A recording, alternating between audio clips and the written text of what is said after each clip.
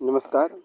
तो आइए देखते हैं हम विक्रमादित्य कात्तिका जो कि मुंशी प्रेमचंद द्वारा लिखी है कहानी, इसका अगला भाग। यह सोचते हुए उसने मीरा का एक मशहूर भजन गाया, सिया रघुवर भरोसे ऐसो। वृंदा ने यह गीत बड़े मोहक ढंग से गाया। उसके मीठे सुरों में मीरा का अंदाज पैदा हो गया। प्रकट रूप में वह शराबी सिपाहियों के सामने बैठी गा रही थी, मगर कल्पना की दुनिया में वह मुरली वाले श्याम के सामने हाथ बांधे खड़ी उससे प्रार्थना कर रहे थे। जरा देर के लिए उस शोर से भरे हुए महल में निस्तब्धता छा गई। इंसान के दिल में बैठे हुए हैवान पर भी प्रेम की यह तड़पा देने वाली पुकार अपना जादू चला गई। मीठा गाना मस्त हाथी को भी बस में कर लेता है। पूरे घंटे भर तक वृंदा ने सिपाहियों को मूर्तिवत रखा। सहसा घड़ियाल ने 5 बजाए। सिपाही और सरदार सब चौंक गए। सबका नशा हिरन हो गया। 40 कोस की मंजिल तय करनी है। फुर्ती के साथ रवानगी की तैयारियां होने लगीं। खेमे उखड़ने लगे। सवारों ने घोड़ों को दाना खिलाना शुरू किया। एक भगदड़ सी मच गई। उधर सूरज निकला, इधर फौज ने कूच का डंका बजा दिया। शाम को जिस मैदान का एक एक कोना आबाद था, सुबह को वहाँ कुछ भी न था। सिर्फ टूटे फूटे उखड़े चूल्हे की राख, खेमों की कीलों के निशान उस शानो शौकत की यादगार के रूप में रह गए थे। वह खेमे से बाहर निकल आई। कोई बाधक न हुआ, मगर उसका दिल धड़क रहा था कि कहीं कोई आकर फिर न पकड़ ले। जब वह पेड़ों के झुरमुट से बाहर पहुंची तो उसकी जान में जान आई। बड़ा सुहाना मौसम था। ठंडी ठंडी मस्त हवा पेड़ों के पत्तों पर धीमे धीमे चल रही थी और पूरब के क्षितिज में सूर्य भगवान की अगवानी के लिए लाल मखमल का फर्श बिछाया जा रहा था। वृंदा ने आगे कदम बढ़ाना चाहा, मगर उसके पांव न उठे। प्रेम सिंह की यह बात कि सिपाहियों के साथ हो जाती हो तो फिर इस घर में पैर न रखना उसे याद आई। उसने एक लंबी सांस ली और जमीन पर बैठ गई। दुनिया में अब उसके लिए कोई ठिकाना न था। उस अनाथ चिड़िया की हालत कैसी दर्दनाक है, जो दिल में उड़ने की चाह के लिए हुए बहेलिए की कैद से निकल आती है, मगर आज़ाद होने पर उसे मालूम होता है कि उस निष्ठुर बहेलिए ने उसके पैरों को काट दिया है। वह पेड़ों की सायेदार डालियों की तरफ बार बार हसरत की निगाहों से देखती है, मगर उड़ नहीं सकती और एक बेबसी की आलम में सोचने लगती है कि काश बहेलिया मुझे फिर पिंजरे में कैद कर लेता। वृंदा की हालत एक वक्त ऐसी ही दर्दनाक थी। वृंदा कुछ देर तक इस ख्याल में डूबी रही, फिर वह उठी और धीरे धीरे प्रेम सिंह के दरवाजे पर आ गई। दरवाज़ा खुला हुआ था, मगर वह अंदर कदम न रख सकी। उसके दरो दीवार की हसरत भरी निगाहों से देखा और फिर जंगल की तरफ चली गई। शहर लाहौर के एक शानदार हिस्से में ठीक सड़क के किनारे एक अच्छा सा साफ सुथरा 3 मंजिले मकान है। हरी भरी फूलों वाली माधवी लताएं उसकी दीवारों और मेहराबों को खूब सजा दिया है। इसी मकान में एक अमीराना ठाट बाट से सजे हुए कमरे में फैली वृंदा एक मखमली कालीन पर बैठी हुई अपनी सुंदर रंगों और मीठी आवाज वाली मैना को पढ़ा रही है। कमरे की दीवारों पर रंग के हल्के हरे रंग की कलई है। खुशनुमा दीवारगिरियां, खूबसूरत तस्वीरें उचित स्थानों पर शोभा दे रही हैं। संदल और खस की प्राणवर्धक सुगंध कमरे के अंदर फैली हुई है। एक बूढ़ी बैठी हुई पंखा झल रही है, मगर इस ऐश्वर्य और सब सामग्रियों के होते वृंदा का चेहरा उदास है। उसका चेहरा अब और भी पीला नजर आता है। मौलश्री का फूल मुरझा गया है। वृंदा अब लाहौर की मशहूर गाने वालियों में से एक है। उसे इस शहर में 3 महीने से ज़्यादा नहीं हुए, मगर इतने ही दिनों में उसने बहुत ही शोहरत हासिल कर ली है। यहाँ उसका नाम श्यामा मशहूर है। इतने बड़े शहर में जिससे श्यामा बाई का नाम पूछो वह यकीनन बता देगा। श्यामा की आवाज़ और अंदाज में कोई मोहिनी है जिससे शहर में हर को अपना प्रेमी बना रखा है। लाहौर में बाक माल गाने वालियों की कमी नहीं है। लाहौर उस जमाने में हर कला का केंद्र था, मगर कोयले और बुलबुलें बहुत थे। श्यामा सिर्फ एक थी। वह ध्रुपद ज़्यादा गाती थी, इसीलिए लोग उसे ध्रुपदी कहते थे। लाहौर में मियाँ तानसेन के खानदान के कई ऊंचे कलाकार हैं जो राग और रागिनियों में बात करते हैं। वह श्यामा का गाना पसंद नहीं करते। वह कहते हैं कि श्यामा का गाना अक्सर गलत होता है। उसे राग और रागिनियों का ज्ञान नहीं, मगर उसकी इस आलोचना का किसी पर कुछ असर नहीं होता। श्यामा गलत गाए या सही, वह जो कुछ गाती है उसे सुनकर लोग मस्त हो जाते हैं। उसका भेद यह है कि श्यामा हमेशा दिल से गाती है और जिन भावों को वह प्रकट करती है उन्हें खुद भी अनुभव करती है। वह कठपुतलियों की तरह तुली हुई अदाओं की नकल नहीं करती है। अब उसके बगैर महफिलें सुनी रहती हैं। अब महफिल में उसका मौजूद होना लाजमी हो गया है।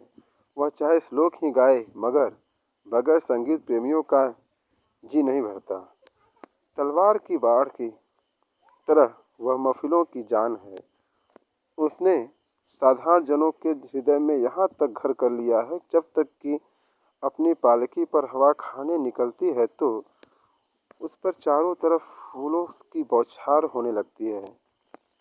महाराजा रणजीत सिंह को काबुल से लौटे हुए 3 महीने गुजर गए, मगर अभी तक विजय की खुशी में जलसा नहीं हुआ। वापसी के बाद कई दिन तक तो महाराज किसी कारण से उदास थे। उसके बाद उनके स्वभाव में एकाएक एक परिवर्तन आया। उन्हें काबुल की विजय की चर्चा से खेड़ा सी हो गई। जो कोई उन्हें इस जीत की बधाई देने आता उसकी तरफ से मुंह फेर लेते और आत्मिक उल्लास जो मौजा महानगर तक उनके चेहरे से झलकता था, अब वहाँ न था। काबुल को जितना उनकी जिंदगी की सबसे बड़ी आरज़ू थी, वह मोर्चा 1000 साल तक हिंदू राजाओं की कल्पना से बाहर था। उनके हाथों सर हुआ। जिस मुल्क ने हिंदुस्तान को 1000 बरस तक अपने मातहत रखा, वहाँ हिंदू कौम का झंडा रणजीत सिंह ने उड़ाया। गजनी और काबुल की पहाड़ियों इंसानी खून से लाल हो गई, मगर रणजीत सिंह खुश नहीं है। उनके स्वभाव की काया पलट का भेद किसी की समझ में नहीं आता। अगर कुछ समझती है तो वृंदा समझती है। 3 महीने तक महाराज की यही कैफियत रही। इसके बाद उनका मिजाज अपने असली रंग पर आने लगा। तलवार की भलाई चाहने वाले इस मौके के इंतजार में थे। एक रोज उन्होंने महाराज से एक शानदार जलसा करने की प्रार्थना की। पहले तो वह बहुत क्रुद्ध हुए, मगर आखिरकार मिजाज समझाने वाले की घाते अपना काम कर गई। जलसे की तैयारियां बड़े पैमाने पर की जाने लगी। शाही नृत्यशाला की सजावट होने लगी। पटना, बनारस, लखनऊ, ग्वालियर, दिल्ली और पूना की नामी वेश्याओं को संदेश भेजे गए। वृंदा को भी निमंत्रण मिला। आज एक मुद्दत के बाद उसके चेहरे पर मुस्कुराहट की झलक दिखाई दी। जलसे की तारीख निश्चित हो गई। लाहौर की सड़कों पर रंग बिरंगी झाड़ियां लहराने लगी। चारों तरफ से नवाब और राजे बड़ी शान के साथ सज सज कर आने लगे। होशियार फर्राशों ने नृत्यशाला को इतने सुंदर ढंग से सजाया था कि उसे देखकर लगता था कि विलास का विश्राम स्थल है। शाम के वक्त साहिब दरबार सजा जमा। महाराजा साहब सुनहरे राज सिंहासन पर शोभायमान हुए। नवाब और राजे, अमीर और रईस हाथी घोड़ों पर सवार अपने सज धज दिखते हुए एक जुलूस बनाकर महाराज की कदमबोसी को चले। सड़क पर दोनों तरफ तमाशाइयों का ठठ लगा था। खुशी का रंगों से भी कोई गहरा संबंध है। जिधर आँख उठती थी, रंग ही रंग दिखाई देते थे। ऐसा मालूम होता था कि कोई उमड़ी हुई नदी रंग बिरंगे फूलों की क्यारियों से बहती चली आ रही है। अपनी खुशी के जोश में कभी कभी लोग अभद्रता भी कर बैठते थे। एक पंडित जी मिर्जई पहने सर पर गोल टोपी रखे तमाशा देखने में लगे थे कि मनचले ने उनकी तोंद पर एक चमगादड़ चिमटा दिया। पंडित जी बेतहाशा तोंद मटकाते हुए भागे। बड़ा कहा पड़ा। एक और मौलवी साहब नीची अचकन पहने हुए दुकान पर खड़े थे। दुकानदार ने कहा, मौलवी साहब, आपको खड़े खड़े तकलीफ होगी, यह कुर्सी रखी है, बैठ जाइए। मौलवी साहब बहुत खुश हुए। सोचने लगे कि शायद मेरे रूप रंग से रौब झलक रहा है, वरना दुकानदार कुर्सी क्या देता। दुकानदार आदमियों के बड़े पारखी होते हैं। हजारों आदमी खड़े हैं, मगर उसने किसी से बैठने की प्रार्थना न की। मौलवी साहब मुस्कुराते हुए कुर्सी पर बैठे, मगर बैठते ही पीछे की तरफ लुढ़के और नीचे बहती हुई नाली में गिर पड़े। सारे कपड़े लथपथ हो गए। दुकानदार को हजारों खरी खोटी सुनाई। बड़ा कहकहा पड़ा। कुर्सी 3 ही ढंग की थी। एक जगह कोई अफीमची साहब तमाशा देखने आए हुए थे। झुकी हुई कमर, पोंपला मुंह, छिदरे छिदरे बाल, सर के बाल और दाढ़ी के बाल मेहंदी से रंगे हुए थे। आंखों में सुरमा थी। आप बड़े गौर से सैर करने में लगे थे। इतने में हलवाई सर पर खोमचा रखे हुए आया और बोला, खान साहब, जुमेरात की गुलाब वाली रेवड़ियाँ हैं, आज पैसे की आधा पाँव लगा दी, खा लीजिए वरना पछताइएगा। अफीमची साहब ने जेब में हाथ डाला, मगर पैसे न थे। हाथ मलकर रह गए। मुंह में पानी भर आया। गुलाब वाली रेवड़ियाँ पैसे में आध पाव न हुए। पैसे नहीं तो सिरों तौला लेता। हलवाई ताड़ गया, बोला, आप पैसे की कुछ फिक्र न करें, पैसे फिर मिल जाएंगे। आप कोई ऐसे वैसे आदमी थोड़ी हैं। अफीमची साहब की बाछें खिल गईं, रूह फड़क उठी। आपने पाव भर रेवड़ियाँ लीं और जी में कहा, अब पैसा देने वाले पर लानत है। घर से निकलूंगा ही नहीं तो पैसे क्या लोगे। अपने रुमाल में रेवड़ियाँ लीं। आशिक के दिल में सब्र कहाँ, मगर ज्यों ही पहली रेवड़ी जबान पर रखी तो तिलमिला गए।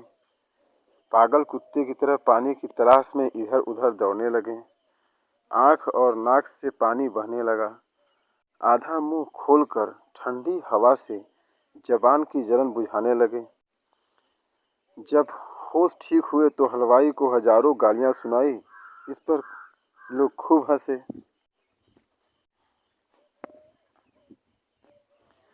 खुशी के मौके पर ऐसी शरारतें अक्सर हुआ करती हैं और इन्हें लोग खूब मुआफ़ी के काबिल समझते हैं, क्योंकि वह खौलती हुई हांडी के उबाल हैं। रात के 9 बजे संगीतशाला में जमघट हुआ। सारा महल नीचे से ऊपर तक रंग बिरंगी हांडियों और फानूसों से जगमगा रहा था। अंदर झाड़ियों की बहार थी। बाकमाल कारीगर ने रंगशाला के बीचों बीच अधर में लटका हुआ एक फव्वारा लगाया था, जिससे सुराखों में शंख और केवड़ा, गुलाब और संदल का अर्क हल्की फुहारों में बरस रहा था। महफिल में अंबर की बौछार करने वाली तरावट फैली हुई थी। खुशी अपनी सखियों सहेलियों के साथ खुशियां मना रही थी। 10 बच्चे महाराजा रणजीत सिंह तशरीफ लाए। उनके बदन पर तंजेब की एक सफ़ेद अचकन थी और तिरछी पगड़ी बंधी हुई थी, जिस पर सूरज क्षितिज की रंगीनियों से पाक रहकर अपनी पूरी रोशनी दिखा सकती थी। उसी तरह हीरे और जवाहरात, टीवा, हरीर की पुस्तकल्लूफ सजावट से मुक्त रहकर भी राजा रणजीत सिंह का प्रताप पूरी तेजी के साथ चमक रहा था। चंद्रनामी शायरों ने महाराज की शान में इसी मौके के लिए कासीदे कहे थे, मगर उपस्थित लोगों के चेहरों से उनके दिलों में जोश खाता हुआ संगीत प्रेम देखकर महाराजा ने गाना शुरू करने का हुक्म कर दिया। तबले पर थाप पड़ी साजिंदों ने सुर लगाया। नींद से झपकती हुई आंखें खुल गई और गाना शुरू हो गया। रेशमी कपड़ों के नाम। उस शाही महफिल में रात भर मीठे मीठे गानों की बौछार होती रही। पीलू और पीरच, देश और विभाग के मदभरे झोंके चलते रहे। सुंदरी नर्तकियों ने बारी बारी से अपना कमाल दिखाया। किसी की नाज भरी अदाएं दिल में खूब गईं, किसी का थिरकना कत्ले आम कर गया, किसी की रसीली तानों पर वाह वाह मच गई। ऐसी तबीयत बहुत कम थी जिन्होंने सच्चाई के साथ गाने का पवित्र आनंद न उठाया हो। 4 बजे होंगे, श्यामा की बारी आई तो उपस्थित लोग संभल बैठे। चाव के मारे लोग आगे खिसकने लगे। खुमारी से भरी हुई आंखें चौंक पड़ी। वृंदा महफिल में आई और सर झुकाकर खड़ी हो गई। उसे देखकर लोग हैरत में आ गए। उसके शरीर पर न आबदार गहने थे, खुशरंग भड़कीली पेशवाज। वह सिर्फ एक गेरुए रंग की साड़ी पहने हुई थी। जिस तरह गुलाब की पंखुड़ी पर डूबते हुए सूरज की सुनहरी किरण चमकती है, उसी तरह उसके गुलाबी होठों पर मुस्कुराहट छलकती थी। उसका आडंबर से मुक्त सौंदर्य अपने प्राकृतिक वैभव की शान दिखा रहा था। असली सौंदर्य बनाव श्रृंगार का मोहताज नहीं होता, प्रकृति के दर्शन से आत्मा को जो आनंद प्राप्त होता है वह सजे हुए बगीचों की सैर से मुमकिन नहीं। वृंदा ने गाया, सब दिन नाही बराबर जात। यह गीत इससे पहले भी लोगों ने सुना था, मगर इस वक्ता का सा असर कभी दिलों पर नहीं हुआ था। किस किसी के सब दिन बराबर नहीं जाते, यह कहावत रोज सुनते थे। आज उसका मतलब समझ में आया। किसी रईस को वह दिन याद आया जब खुद उसके सिर पर ताज था। आज वह किसी का गुलाम है। किसी को अपने बचपन की लाड़ प्यार की गोद याद आई, किसी को वह जमाना याद आया जब वह जीवन के मोहक सपने देख रहा था, मगर अफसोस अब वह सब सपना तितर बितर हो गया। वृंदा भी बीते हुए दिनों को याद करने लगी। एक दिन वह था कि उसके दरवाजे पर अताइयों और गाने वालों की भीड़ रहती थी, और खुशियों की। और आज इसके आगे कुछ सोच न सकी। दोनों हालातों का मुकाबला बहुत दिल तोड़ने वाला था, निराशा निराशा से भर देने वाला। उसकी आवाज़ भारी हो गई और रोने से गला बैठ गया। राजा रणजीत सिंह श्यामा के तर्ज और अंदाज को गौर से देख रहे थे। उनकी तेज निगाहें उसके दिल में पहुंचने की कोशिश कर रही थी। लोग अचंभे में पड़ गए थे कि क्यों उसकी जबान से तारीफ और कदरदानी की एक बात भी न निकली। वह खुश न थे, वह ख्याल में डूबे हुए थे। उन्हें हुलिये से साफ पता चल रहा था कि यह औरत हरगिज अपनी अदाओं को बेचने वाली औरत नहीं है। यकायक वह उठ खड़े हुए और बोले, श्यामा, बृहस्पति को मैं फिर तुम्हारा गाना सुनूंगा। वृंदा के चले जाने के बाद उसका फूल सा बच्चा राजा उठा और आंखें मलता हुआ बोला, अम्मा कहाँ है? प्रेम सिंह ने उसे गोद में लेकर कहा, अम्मा मिठाई लेने गई हैं। राजा खुश हो गया, बाहर जाकर लड़कों के साथ खेलने लगा। मगर कुछ देर बाद फिर बोला, अम्मा मिठाई। महाराजा ने प्रेम सिंह ने मिठाई ला कर दी, मगर राजा रो रो कर कहता रहा, अम्मा मिठाई। वह शायद समझ गया था कि अम्मा मिठाई की इस मिठाई से ज़्यादा मीठी होगी।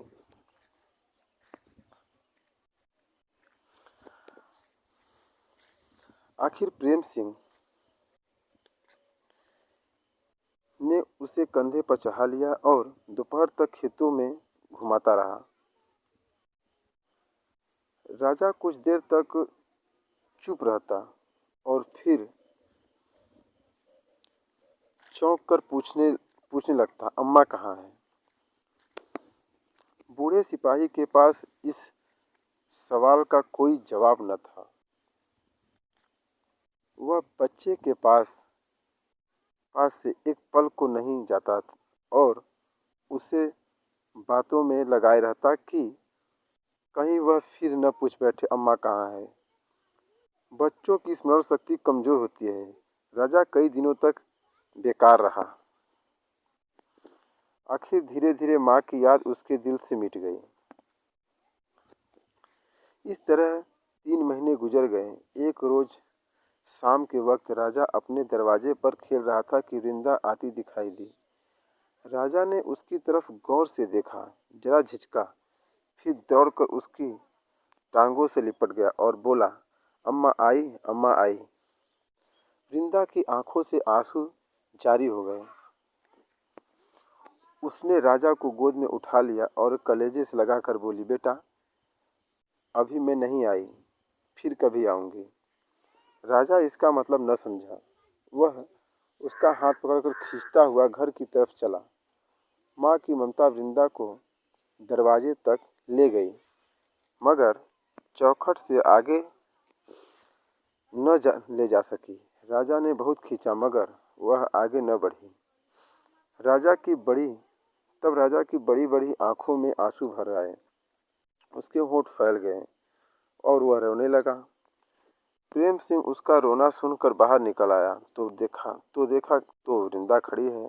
चौंक कर बोला, वृंदा। मगर वृंदा कुछ जवाब न दे सकी। प्रेम सिंह ने कहा, बाहर क्यों खड़ी हो? अंदर आओ। अब तक कहाँ थी? वृंदा ने आंसू पोंछते हुए जवाब दिया, मैं अंदर नहीं आऊंगी। प्रेम सिंह ने फिर कहा, आओ आओ, अपने बूढ़े बाप की बातों का बुरा न मानो।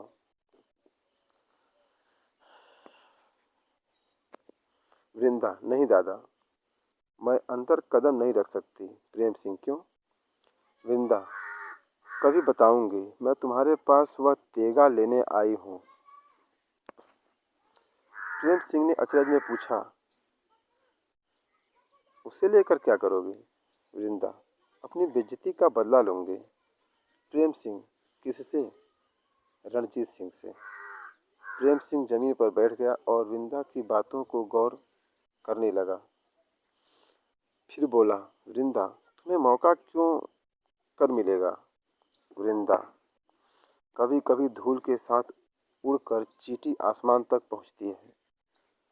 प्रेम सिंह, मगर बकरी शेर से क्यों कर लड़ेगी? वृंदा, इस तेगे की मदद से। प्रेम सिंह, इस तेगे ने कभी छिप कर खून नहीं किया।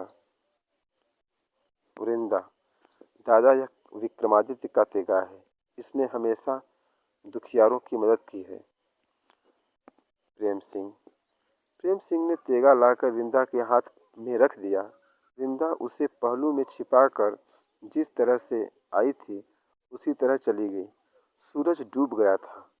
पश्चिम के क्षितिज में रोशनी का कुछ कुछ निशान बाकी था और भैंसें अपने बछड़े को देखने के लिए चारागाहों से दौड़ती हुई आवाज से मियाँ मिमियाती चली आती थी और वृंदा को रोता छोड़कर शाम के अंधेरे डरावने जंगल की तरफ जा रही थी। बृहस्पति का दिन था। रात के 10 बज चुके थे। महाराजा रणजीत सिंह अपने विलास भवन में शोभायमान हो रहे हैं।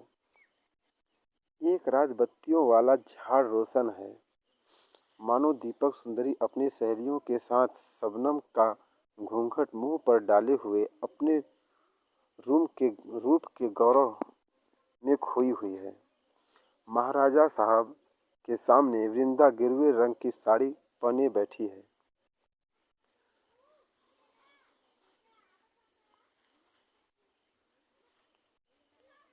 उसके हाथ में एक बीन है। उसी पर वह एक लुभावना गीत आलाप रही है। महाराजा बोले, श्यामा, मैं तुम्हारा गाना सुनकर बहुत खुश हुआ। तुम्हें क्या इनाम दूं? श्यामा ने एक विशेष भाव से सिर झुकाकर कहा, हुजूर के इख्तियार में सब कुछ है। रणजीत सिंह, जागीर लोगी? श्यामा, ऐसी चीज दीजिए जिससे आपका नाम हो जाए। महाराजा ने वृंदा की तरफ गौर से देखा। उसकी सादगी कह रही थी कि वह धन दौलत को कुछ नहीं समझती। उसकी दृष्टि की पवित्रता और चेहरे की गंभीरता साफ बता रही है कि वह वेश्या नहीं है जो अपनी अदाओं को बेचती है। फिर पूछा, कोहिनूर लोगी? श्यामा, वह हुजूर के ताज में अधिक सुशोभित है। महाराज ने आश्चर्य में पड़कर कहा, तुम खुद मांगो। श्यामा, मिलेगा? रणजीत सिंह, हाँ, मिलेगा। श्यामा, मुझे इंसाफ के खून का बदला दिया जाए। महाराजा रणजीत सिंह चौंक पड़े। वृंदा की तरफ फिर गौर से देखा और सोचने लगे, इसका क्या मतलब है? इंसाफ तो खून का प्यासा नहीं होता। यह औरत जरूर किसी जालिम रईस या राजा की सताई हुई है। क्या अजब है कि उसका पति कहीं का राजा हो। जरूर ऐसा ही है। उसे किसी ने कत्ल कर दिया है। इंसाफ को खून की प्यास इसी हालत में होती है। इसी वक्त इंसाफ खूंखार जानवर हो जाता है। मैंने वादा किया कि वह जो मांगेंगी वह दूंगा। उसने एक बेशकीमती चीज़ मांगी है, इंसाफ के खून का बदला। वह उसे मिलना चाहिए, मगर किसका खून? राजा ने फिर पहलू बदलकर सोचा, किसका खून? यह सवाल मेरे दिल में पैदा होना चाहिए। इंसाफ जिसका जिसका खून मांगे, उसका खून मुझे मिलना चाहिए। इंसाफ के सामने सबका खून बराबर है, मगर इंसाफ को खून पाने का हक है। इसका फैसला कौन करेगा? बैर से बुखार से भरे हुए आदमी के हाथ में इसका फैसला नहीं होना चाहिए। अक्सर एक कड़ी बात, दिल जला देने वाला ताना इंसाफ के दिल में खून की प्यास पैदा कर देती है। इस दिल जला देने वाले ताने की आग उस वक्त तक नहीं बुझती जब तक उस पर खून की छींटे न दिए जाएं। मैंने जबान दे दी है तो गलती हुई। पूरी बात सुने बगैर मुझे इंसाफ के खून का बदला देने का वादा हरगिज न करना चाहिए था। इन विचारों ने राजा को कई मिनट तक अपने में खोया रखा। आखिर वह बोला, श्यामा तुम कौन हो? वृंदा, एक अनाथ औरत। राजा, तुम्हारा घर कहाँ है? वृंदा, माहनगर में। रणजीत सिंह ने वृंदा को फिर गौर से देखा। कई महीने पहले रात के समय माहनगर में एक भोली भाली औरत की जो तस्वीर दिल में खींची थी, वह इस औरत से बहुत कुछ मिलती जुलती थी। उस वक्त आंखें इतनी बेधड़क न थी। उस वक्त आंखों में शर्म का पानी था। अब सोखी की झलक है। तब सच्चा मोती था, अब झूठा हो गया। महाराज बोले, श्यामा, इंसाफ किसका खून चाहता है? वृंदा, जिसे आप दोषी ठहराएं। जिस दिन हुजूर ने रात को माहनगर में पड़ाव किया था, उसी रात को आपके सिपाही मुझे जबरदस्ती खींचकर पड़ाव पर लाए और मुझे इस काबिल नहीं रखा कि लौटकर अपने घर जा सकूं। मुझे उनकी नापाक निगाहों का निशाना बनना पड़ा।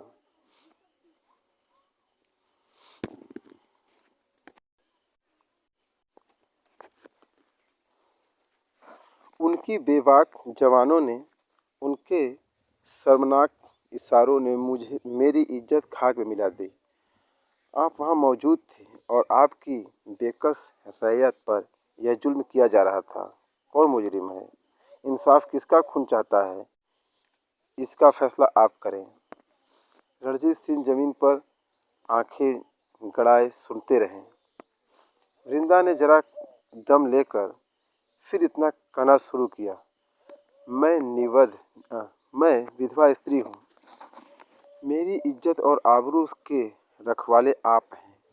पति वियोग के 3.5 साल मैंने तपस्विनी बनकर काटे थे, मगर आपके आदमियों ने मेरी तपस्या धूल में मिला दी।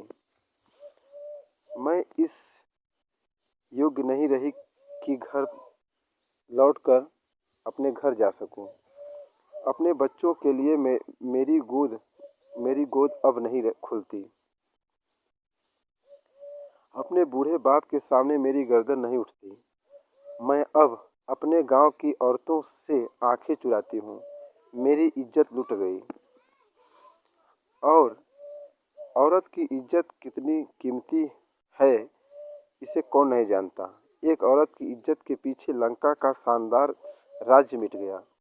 एक ही औरत की इज्जत के लिए कौरव वंश का नाश हो गया। औरतों की इज्जत के लिए हमेशा खून की नदियां बही है और राज्य उलट गए हैं। मेरी इज्जत आपके आदमियों ने ली है। इसका जवाबदेह कौन है? इंसाफ किसका खून चाहता है? इसका फैसला आप करें। वृंदा का चेहरा लाल हो गया।